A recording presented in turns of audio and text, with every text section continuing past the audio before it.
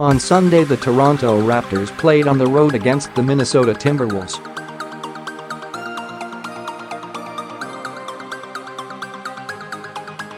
This was particularly significant for two reasons. Firstly, the Timberwolves were a good test for Toronto, especially on the road.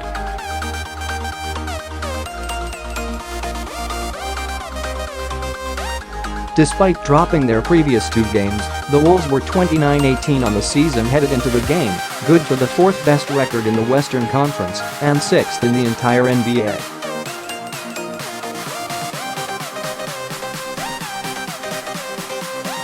They were particularly good at home, with an 18-6 record versus a sub.50 11-12 road mark, including 8 consecutive home wins.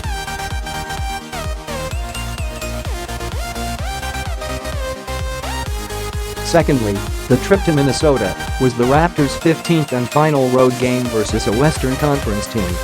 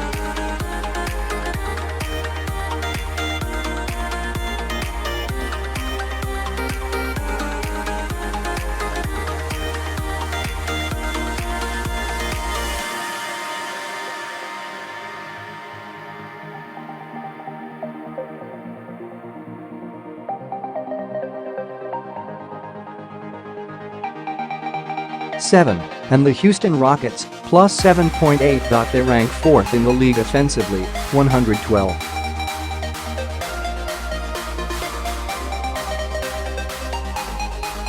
.9 offensive rating, and 5th defensively, 105.6, while committing the 4th fewest turnovers, 12.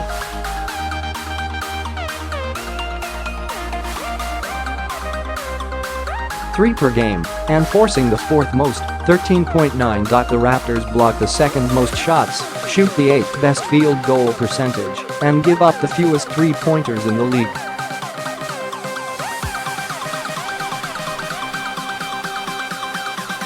They even shoot the 2nd best mark in the league from the free throw line, despite their ignominious history of such things.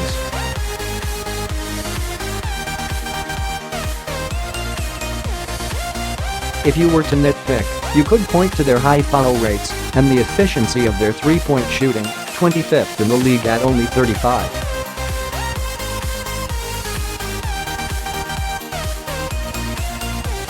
.1% on the 6th highest attempts total in the league, as being weaknesses. But they are indeed nitpicks.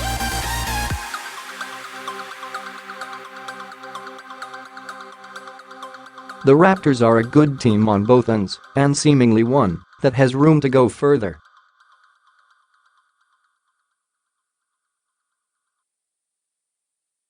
A huge factor here is the excellent depth that the team enjoys. We have profiled in recent weeks here at GiveMeSport both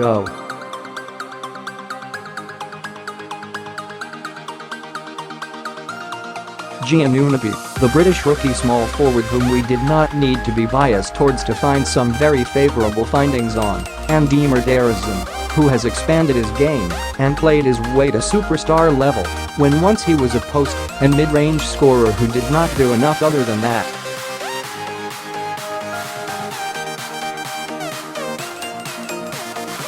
The developments of this wing duo have come quickly and are key to the Raptors' play on both ends. DeRozan with the scoring and Anunoby with the perimeter defense.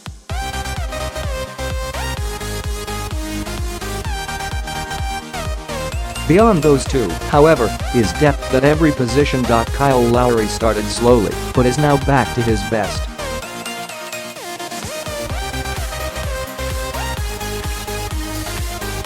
He has two quality backups at point guard in the shrewd, hustling Fred VanVleet and the defensive monster that Dylan Wright is becoming, while Jonas Valanciunas has two quality backups of his own in the clunky rebounding machine Jacob Poeltl and the more mobile, more eccentric Lucas Nogueira.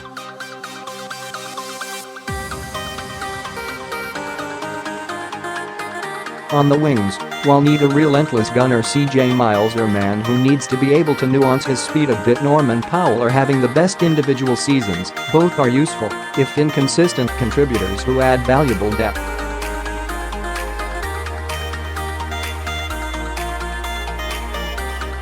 Meanwhile, Pascal Siakam has greatly improved his skills and poise since his rookie year as an athletic post and stretch four-man.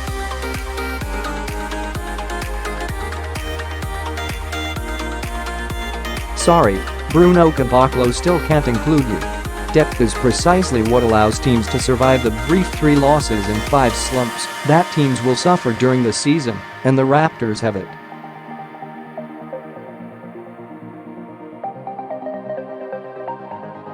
Up front, Serge Ibaka's game has much changed since his days with the Oklahoma City Thunder, yet he is effective in the second half of his career anyway.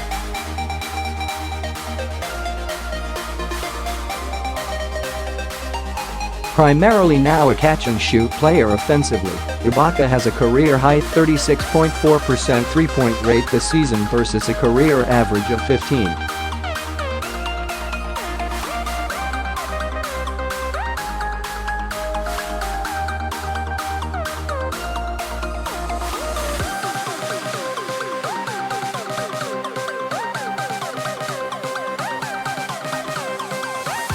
However, as an offensive third option, floor spacer and occasional interior shot blocker, he serves as a very useful developmental template for Siakam behind him to follow.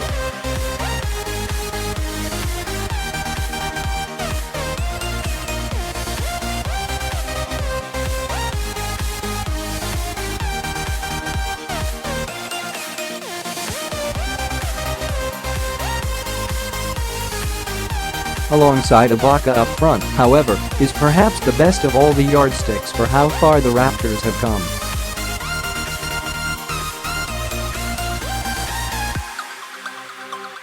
Starting center Jonas Valanciunas is averaging 11.1 points and 8.1 rebounds per game, numbers almost exactly in line with his career numbers of 11.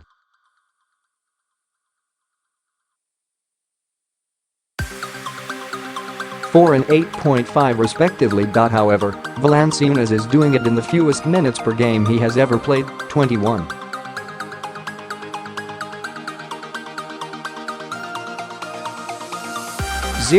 With a career-best assist rate, 5.2%, and is a mere 0.3% off of tying his career high in true shooting percentage, 62.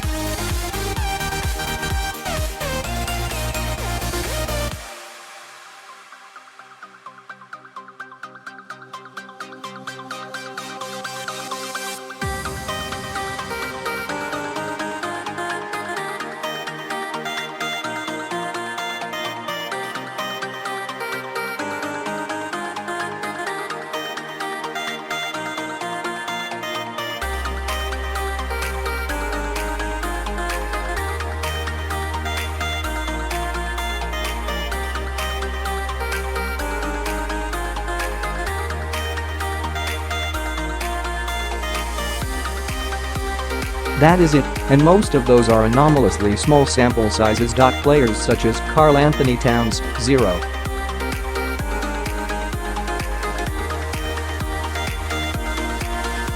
99. Joel Embiid, 0.98, Enes Kanter, 0.94, LaMarcus Aldridge, also 0.94, and DeMarcus Cousins, 0.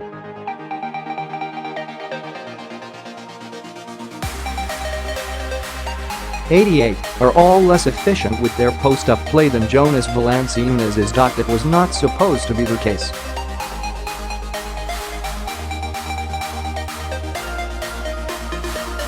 The Valanciunas and the Enes Kanter types are supposed to be being squeezed out of the league right now.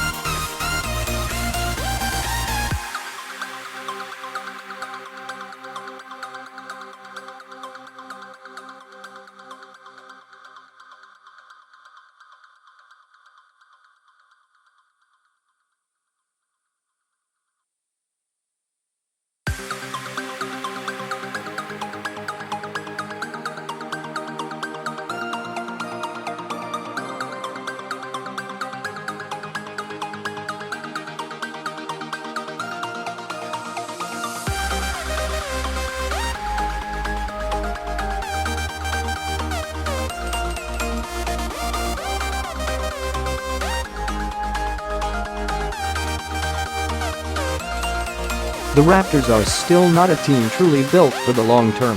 However, in being able to find valuable young players in the forms of Wright, Bentley, Anunoby, Powell, Holtl, Siakam, and Nagarasari Bruno Caboclo still can't include you, the Raptors have short-term depth with some long-term projectability.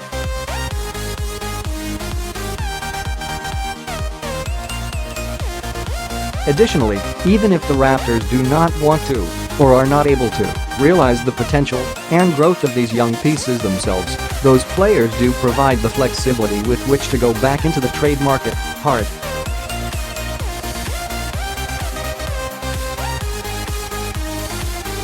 With particular reference to Valanciunas, Toronto are now in a position where they can trade from a position of strength rather than from a position of necessity.